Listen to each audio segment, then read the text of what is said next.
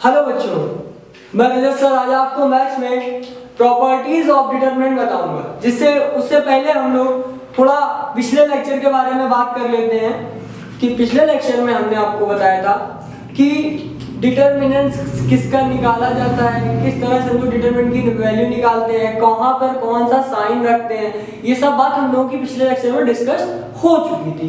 ठीक, अब नए लेक्चर में हम लोग क्या करते हैं, प्रॉपर्टीज ऑफ डिटरमिनेंट। बेटा ये जो प्रॉपर्टीज ऑफ डिटरमिनेंट का जो टॉपिक है, ये आपके एग्जाम में कम से कम 6 नंबर का आता है और एग्जाम का जो 12th आईएससी बोर्ड में ये क्वेश्चन जरूर से जरूर इस तरह के क्वेश्चन मिलते हैं इस टॉपिक पर रिलेटेड। किससे?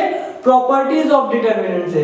तो बिल्कुल दिमाग खोल करके पढ़िएगा, एक बार में नहीं अगर कोई चीज समझ में आती है तो वीडियो रिमाइंड करके दोबारा देखिएगा, क्योंकि ये टॉपिक बहुत इंपॉर्टेंट टॉपिक है डिटरमिनेंट्स का। 6 नंबर आपके हाथ से चले जाएंगे। चलिए हम लोग आते हैं तब तक प्रॉपर्टीज ऑफ डिटरमिनेंट में। ठीक है बच्चों, बहुत ध्यान से पढ़िएगा।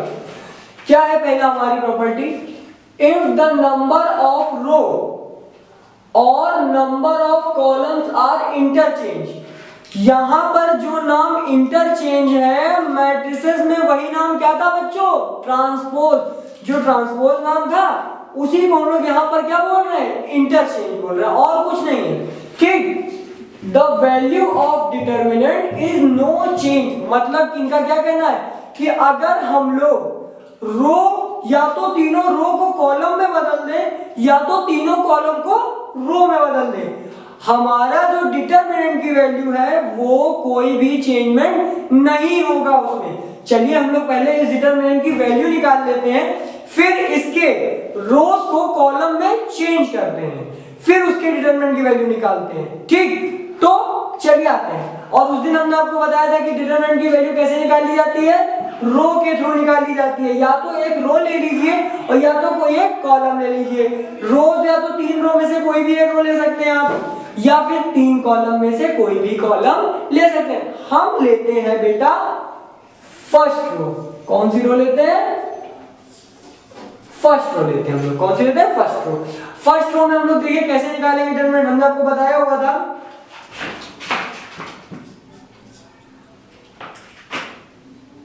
डिटरमिनेंट के लिए क्या?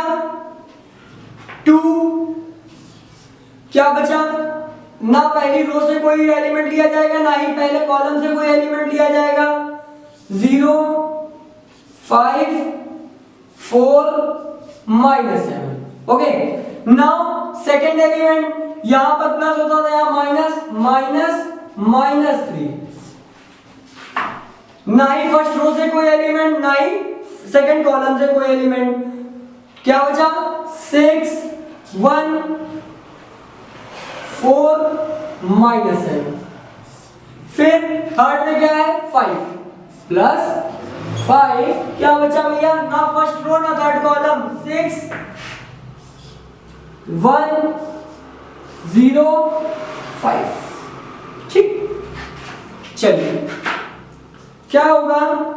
2 as it is, 0 into 7 -7, 0, 4 into 5 -20, minus minus plus 3 bracket 6 7 जा 47, लेकिन सॉरी 6 7 जा 42, लेकिन माइनस का 4 1 जा 4 -4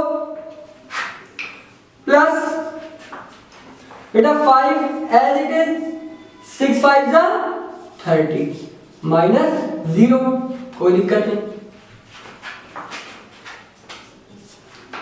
-40 प्लस 3 इंटू -46। -46 की वैल्यू जब हम लोग इसमें कराएंगे 2 में तो कितना आएगा? 46 3 जा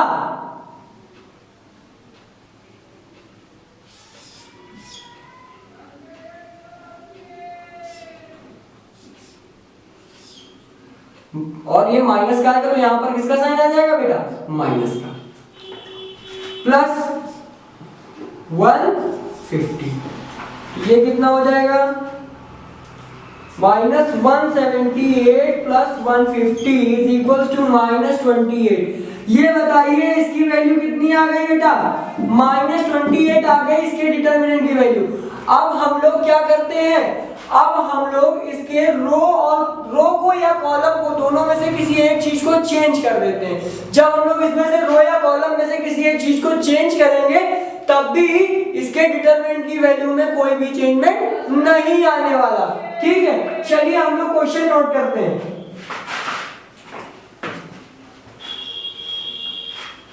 डिटरमिनेंट की वैल्यू बेटा आप लोगों ने देख लिया, -28 है।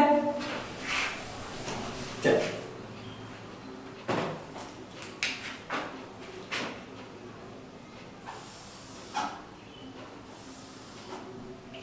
अब जैसे ये रो है तो मैंने इसको क्या बना दिया, कॉलम 2 -3 5। ये सेकंड रो है, इसको क्या बना दिया, सेकंड कॉलम 6 0 4। ये थर्ड रो है, इसको क्या बना दिया, थर्ड कॉलम 1 5 -7। ओके, कोई डाउट नहीं। चलिए देखते हैं आगे। अब हम लोग क्या करेंगे, इसका डिटरमिनेंट निकालते हैं 2 के थ्रू। पहले फर्स्ट रो से क्या हो जाएगा 2, क्या बचा, ना फर्स्ट रो लेंगे ना फर्स्ट कॉलम लेंगे, 0 4 5 -7। ओके, नाउ -6, ना ही फर्स्ट रो लेंगे ना ही सेकंड कॉलम लेंगे, -3 5 5 -7। फिर 1, ना ही फर्स्ट रो लेंगे ना ही थर्ड कॉलम लेंगे, +1 -3 5 0 4। ओके, चलिए आइए आगे बढ़ते। 2 ब्रैकेट 0 -20 -6 -21 माइनस का 25, सॉरी +21, क्योंकि माइनस क्या हो जाएगा आपका, प्लस हो जाएगा, -25 +1 ब्रैकेट में -12, क्योंकि 5 और 0 का मल्टीप्लाई तो 0 ही हो जाना है, -40 -6 और -4 प्लस का 24 -12 28 माइनस। क्या बताइए, यहां पर दोनों वैल्यूज में से किसी में कोई चेंज है, नहीं। इसका मतलब अगर हम लोग किसी डिटरमिनेंट का रोज को कॉलम में चेंज कर दें या कॉलम को रोज में चेंज कर दें, उसके डिटरमिनेंट में कोई भी डिटरमिनेंट की वैल्यू में कोई भी चेंज नहीं आएगा। ठीक, चलिए अब हम लोग सेकंड प्रॉपर्टी पढ़ते हैं।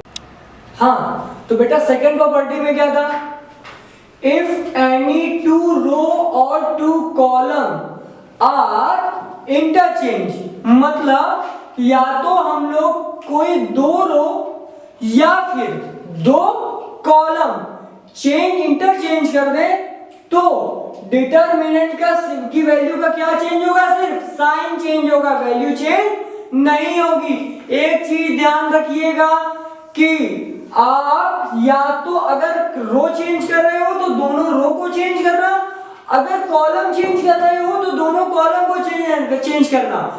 एक रो और एक कॉलम चेंज नहीं होते हैं, ठीक, 2 रो या फिर 2 कॉलम। जैसे ये दोनों रो है, इनको हम इंटरचेंज कर दें तो इसकी वैल्यू खाली क्या, साइन चेंज होगा। जैसे इसका अभी मैंने पिछली बार हमने इसका डिटरमिनेंट निकाला तो इसका डिटरमिनेंट कितना आया था बेटा, -28 आया था। ठीक है, अब हम लोग इसमें सेकंड प्रॉपर्टी लगाते हैं, इसकी रोज को इंटरचेंज कर देते हैं। मैं फर्स्ट और सेकंड रो को इंटरचेंज कर रहा हूं और देखता हूं कि जो नया डिटरमिनेंट आता है उसकी वैल्यू क्या होगी।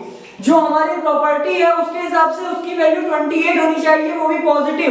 क्यों, क्योंकि यहाँ पर उसका साइन क्या दिया हुआ है, नेगेटिव दिया हुआ है। जब वो साइन चेंज होगा तो वो क्या हो जाएगी बेटा, पॉजिटिव। चलिए हम लोग देखते हैं क्या होगा। मैंने फर्स्ट रो को सेकंड रो और सेकंड रो को फर्स्ट रो में चेंज कर दिया। 6 0 6 0 4 2 -3 5 1 5 -7। Okay, same as it is. अब मैंने यहां चेंज करके रो को लिख दिया। चलिए हम लोग इसका डिटरमिनेंट निकालते हैं बच्चों। क्या होगा इसका डिटरमिनेंट? रो फर्स्ट रो के अकॉर्डिंग निकाल रहा हूं 6, क्या बचा बेटा? ना फर्स्ट रो लेंगे ना फर्स्ट कॉलम लेंगे, -3 और 5 और माइनस। ओके, नाउ अब क्या करेंगे? 0 को लिखो चाहे ना लिखो, कुछ भी बचेगा नहीं वहां, क्योंकि 0 का मल्टीप्लाई जिसके भी साथ होता है वो 0 ही हो जाता है। अब आती value 4 +4, third column first row को कोई टच भी नहीं करेगा, बचा हुआ रिमेनिंग पार्ट 2 - 3 1 5, 2 - 3 1 और 5। ओके, चलिए सॉल्व करते हैं। 6 ब्रैकेट में 21 - 25 0 चला गया, +4 ब्रैकेट में 10 + 3। ओके बेटा, कितना हो जाएगा देखिए? 4 माइनस का 4 बचेगा, यहां मल्टीप्लाई -24 प्लस 10 10 3 13, सॉरी 10 3 13, 13 4 52। बच्चा इसको सॉल्व करेंगे तो कितना आएगा? प्लस का 28। हमारी प्रॉपर्टी भी क्या थी? हमारी प्रॉपर्टी यही तो थी कि अगर हम लोग किसी भी दो रो को इंटरचेंज करते हैं तो द वैल्यू ऑफ डिटरमिनेंट नहीं चेंज होगी, सिर्फ क्या चेंज होगा? उसका साइन चेंज होगा। क्या चेंज हो जाएगा? उसका साइन, और वो साइन चेंज हो गया। तो चलिए अब हम लोग तीसरी प्रॉपर्टी की तरफ बढ़ते हैं। चलिए आइए देखते हैं थर्ड प्रॉपर्टी हमारी डिटरमिनेंट की क्या है। इफ एनी 2 रो और 2 column are equal then the value of determinant is 0। मतलब कोई भी 2 रो या फिर कोई भी 2 कॉलम अगर इक्वल है तो डिटरमिनेंट की वैल्यू क्या होगी बेटा? 0 होगी। कैसे? चलिए आइए देखते हैं।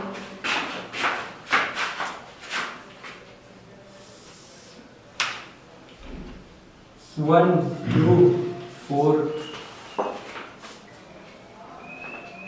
3 7 6 1 2 4।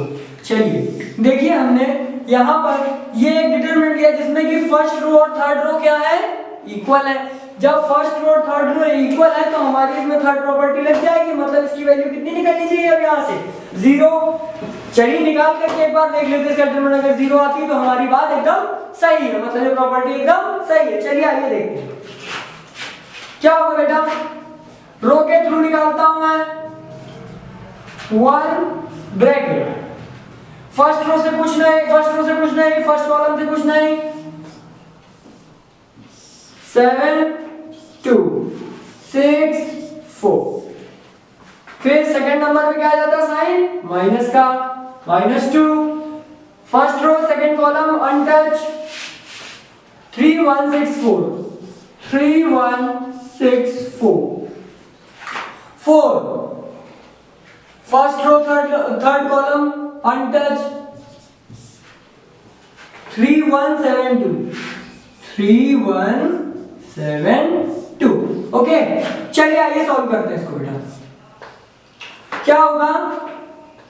1 एज इट इज ब्रैकेट में 7 4 28 -12, -2 ब्रैकेट में 6 4 3 12, -6 1 6, +4 ब्रैकेट में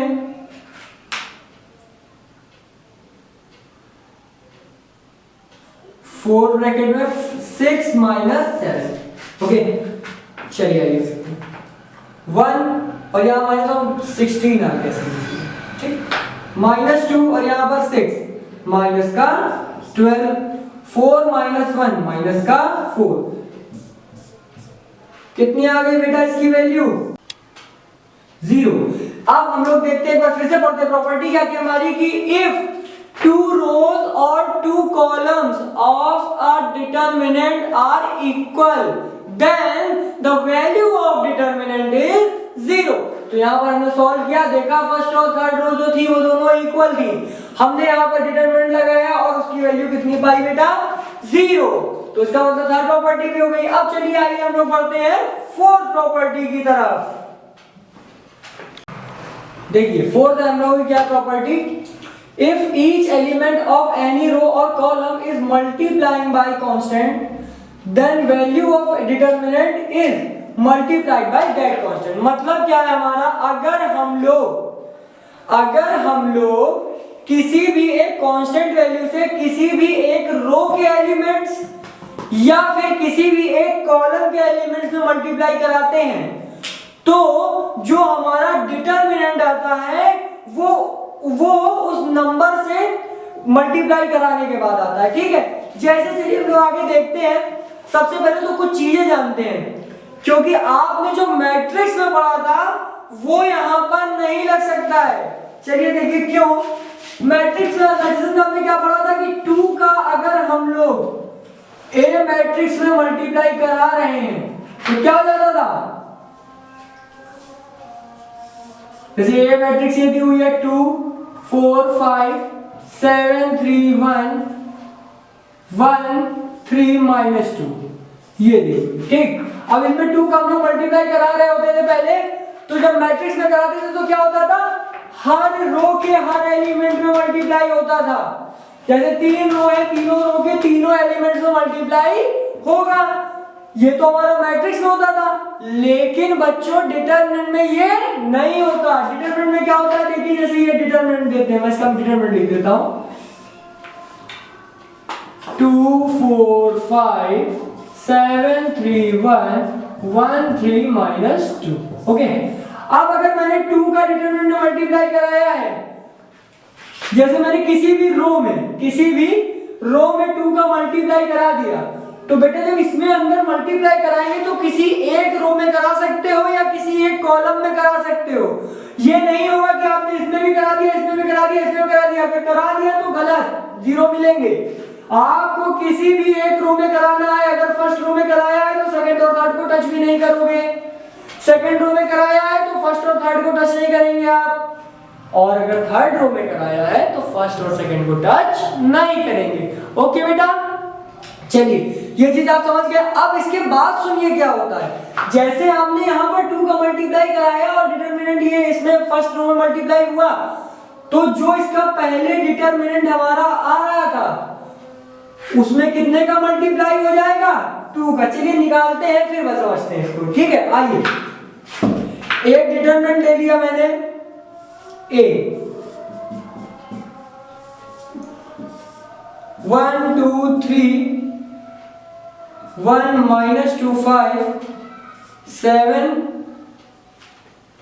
-3 और 4।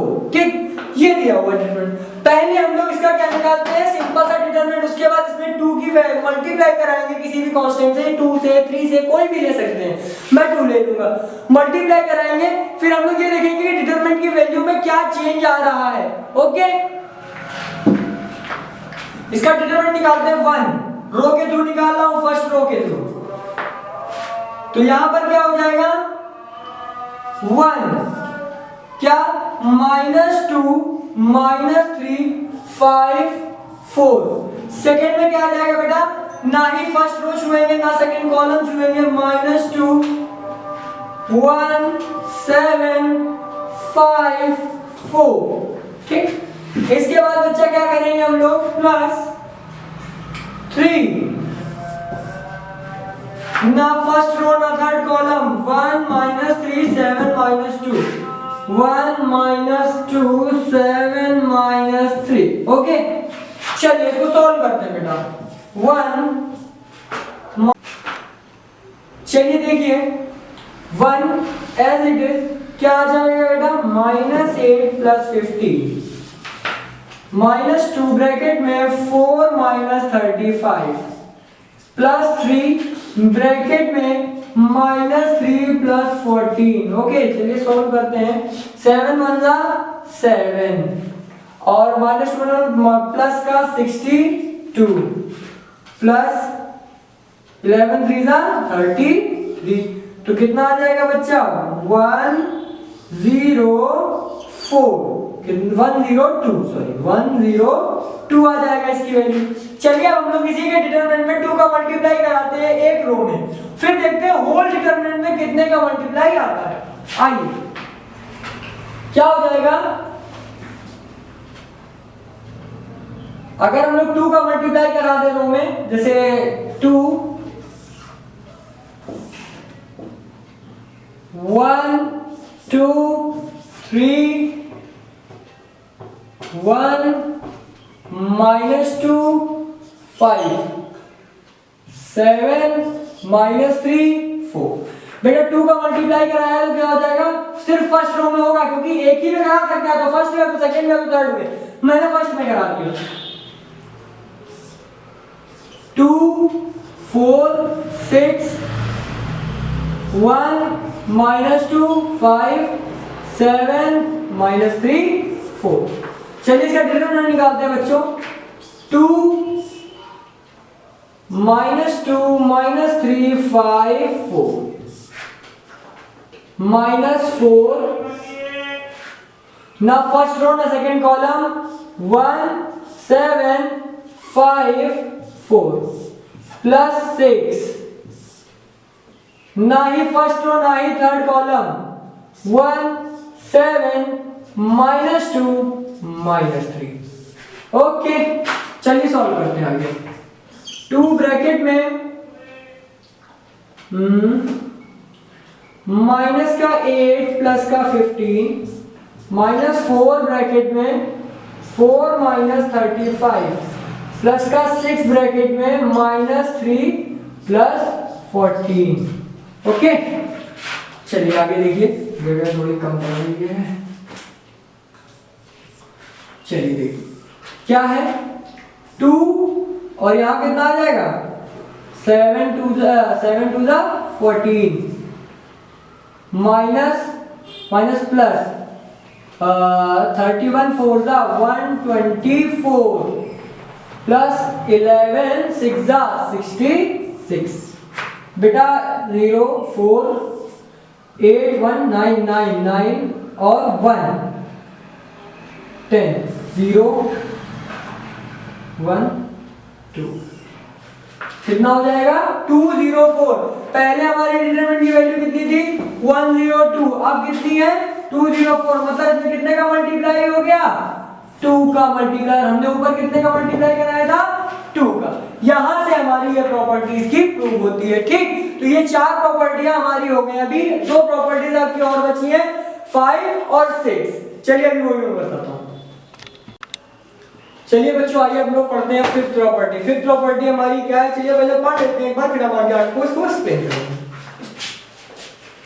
If sum and all elements of a row or a column of determinant are expressed as sum of 2 or more elements, then determinant can be expressed as sum of 2 or more determinants। देखिए क्या है इसमें, इसका मतलब ये है कि अगर किसी डिटरमिनेंट में किसी रो में या किसी कॉलम में, क्या किसी रो में या किसी कॉलम में अदर वेरिएबल्स का सम दिया गया हो, सेम वेरिएबल्स का सम देगा तो वो तो ऐड हो जाएंगे, सिंबल सम बना लेंगे।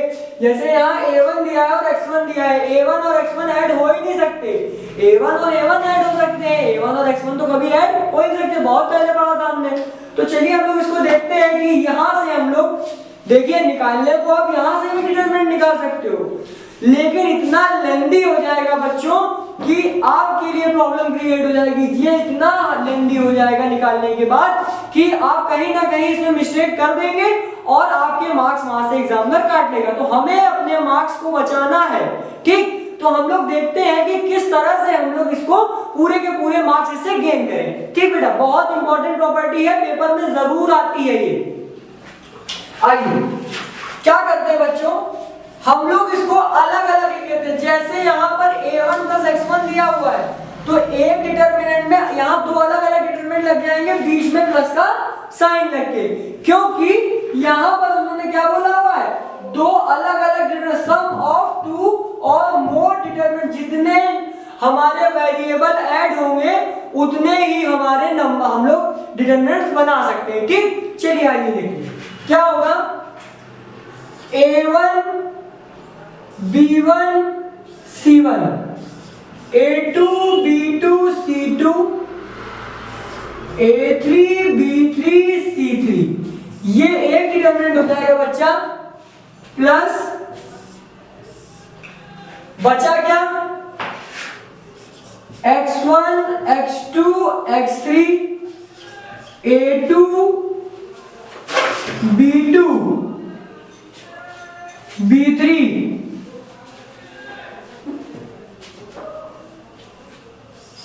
A2 B2 C2 सॉरी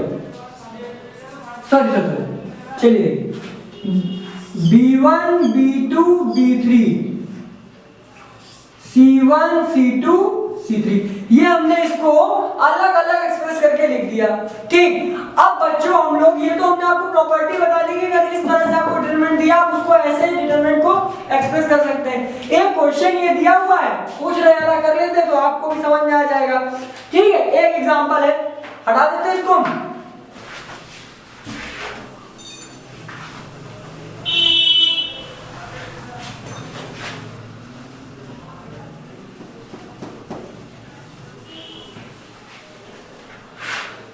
देखिए एग्जांपल क्या है, A B C A plus x2 A plus y2 A plus 2z। ठीक, और x y z यहां पर हम लोग अब आते हैं, इसको अलग अलग एक्सप्रेस करिए और शो क्या करना है, इट इज इक्वल टू 0। चलिए ए बी सी पहली तो सेम लाइन अलग अलग एक्सप्रेस करो बेटा। यहां पर बेटा एक मिस्टेक है, देख लीजिए, यहां बी होगा बच्चा और यहां पर सी होगा। ठीक, A B C X Y Z ये बन गया एक determinant, plus determinant A B C as it is 2x 2y 2z x y z। ठीक बच्चा, अब अभी कुछ देर पहले हमने प्रॉपर्टी पढ़ी थी, if 2 rows and 2 columns, if 2 rows and 2 columns of a determinant are equal then the value of the determinant is 0। पढ़ी थी ना।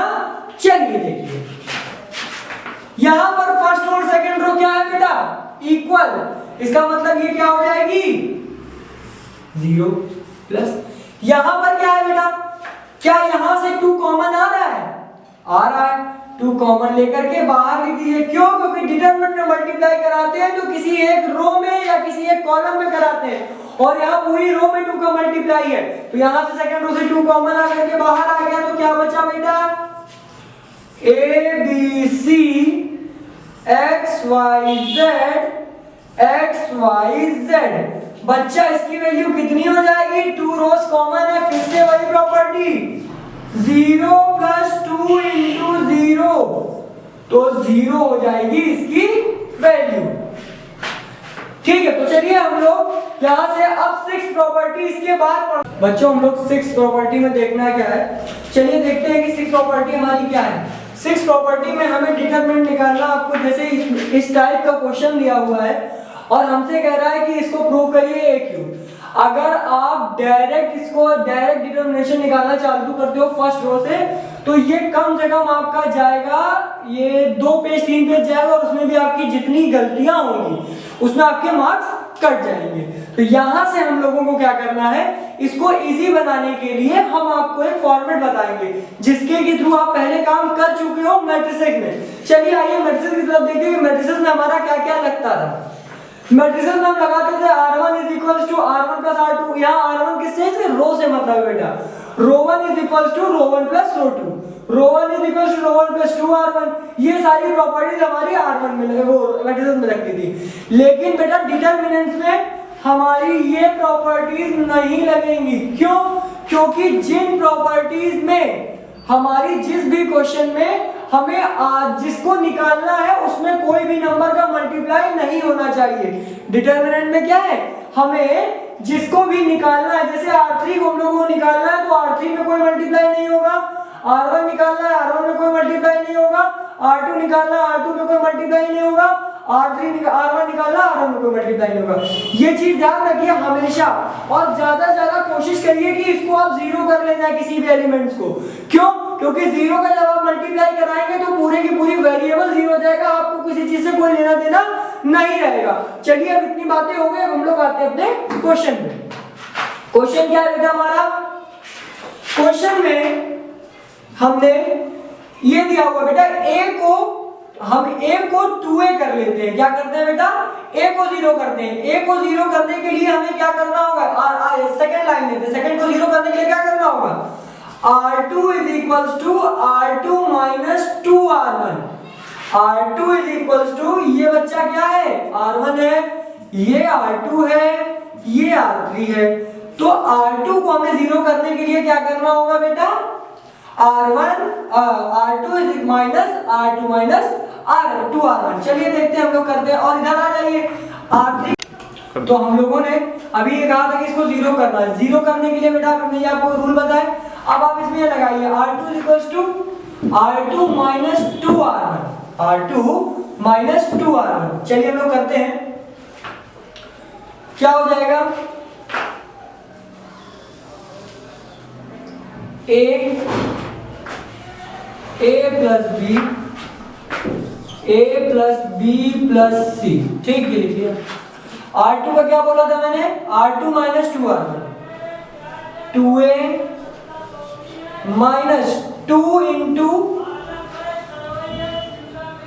a कितना हो जाएगा? 2a। यहां पर बेटा क्या लिखते हैं हम लोग? 3a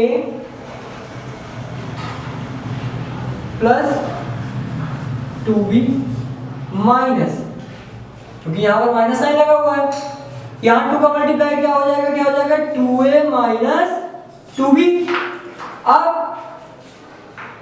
4a plus 3b plus 2c minus, फिर 2 का multiply, minus 2a minus 2b minus 2c as it is. ये मैंने नोट कर दिया बेटा। अब R3 के लिए बेटा क्या करना था हम लोगों को? R3 के लिए R3 माइनस 3R1 बोला था, तो R3 3a माइनस 3a, क्योंकि 3 का मल्टीप्लाई करा रहे हैं, फिर 6a plus 3b minus 3a minus 3b।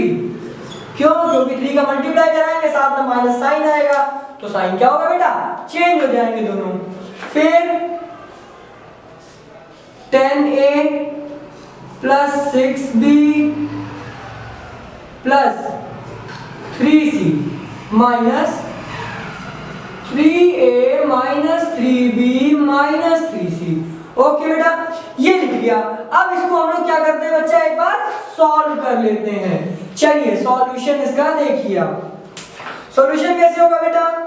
a as it is, a plus b as it is, a plus b plus c as it is। आगे बढ़ते हैं बेटा। 2a में से 2a कैंसिल, 0 आ गया। यहां पर 2b से 2b कैंसिल, 3a में से 2a माइनस हो गया, क्या बचा? सिर्फ a बचा। बेटा 2c से 2c cancel, 3b minus 2b, b plus 4a में से 2a गया, 2a बचा। ठीक, अब आते हैं थर्ड पे। 3a से 3a कैंसिल, कितना हो गया? 0। 6a में से 3a बचा, 3a गया तो 3a, 3b कैंसिल। फिर यहां आ जाइए, 3c में से 3c कैंसिल, 10a में से 3a गया तो 7a, 6a में से 6b में से 3b गया तो प्लस का 3b। ठीक बच्चा, ये हमारा ये बन गया। ये अलग है, ठीक, ये अलग है। अब यहां से देखिए क्या हो जाएगा। अब हम लोग क्या करते हैं? हम लोग रो के हिसाब से निकालते थे डिटरमिनेंट, तो हम लोग यहाँ पर कॉलम के हिसाब से निकालेंगे। क्यों? क्योंकि मैंने एक कॉलम में 2 को 0 कर दिया हम लोगों ने, तो यहां से हम लोग कॉलम के हिसाब से डिटरमिनेंट निकालेंगे। चलिए देखिए, क्या फर्स्ट कॉलम में first row first column A, क्या बचा बेटा remaining part A 2a plus B 3a 7a plus 3b, ठीक। फिर प्लस 0 और प्लस 0, क्योंकि 0 के साथ किसी का भी मल्टीप्लाई कराएंगे तो क्या हो जाएगा बच्चा 0। आइए इसको सॉल्व करते हैं बेटा। ए ब्रैकेट में 7a स्क्वायर प्लस 3ab, अब माइनस का साइन लग जाएगा, मल्टीप्लाई करा दीजिए 6a स्क्वायर माइनस 3ab। बेटा 3ab से 3ab कैंसिल, a ब्रैकेट में 7a स्क्वायर में a स्क्वायर गया, a स्क्वायर बचा, a क्यूब प्रूव हो गया बेटा। Hence prove, okay. तो यहां से हमारी प्रॉपर्टीज ऑफ द डिटरमिनेंट खत्म होती है बेटा, ठीक। अब हम लोग अगले लेक्चर में इससे रिलेटेड जो भी आपकी प्रॉब्लम्स हो, डाउट्स हो, वो क्लियर करेंगे, या मैं कुछ क्वेश्चंस बताऊंगा वो हम लोग लगाएंगे जो आपके बोर्ड एग्जाम में आ सकते हैं, ठीक है। बाकी आप लोगों को मेरा चैनल लाइक शेयर सब्सक्राइब करना बिल्कुल मत भूलिएगा, और घर पर रहिए, सुरक्षित रहिए, stay home stay safe. Thank you बच्चों।